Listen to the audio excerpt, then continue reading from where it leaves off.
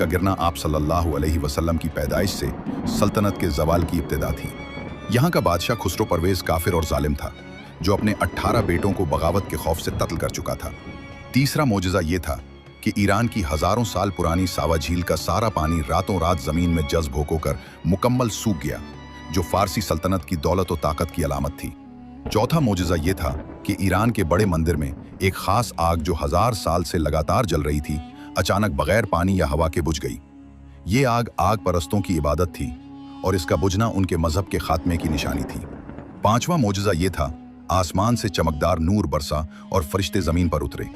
ये नूर मक्का से शाम तक फैला और फरिश्तों ने हजरत आमना बिनते वहब रजी अल्लाह अन्हा के घर को घेर लिया। छठा मोजज़ा ये था, हजरत जिब्रील अलैहिस्सलाम तशरीफ लाए और हजरत आमना रजी अल्लाह अन्हा को खुशखबरी दी, ए आमना, तुमने दुनिया का सबसे बेहतरीन बच्चा जन्म दिया, उसका नाम मोहम्मद रखो।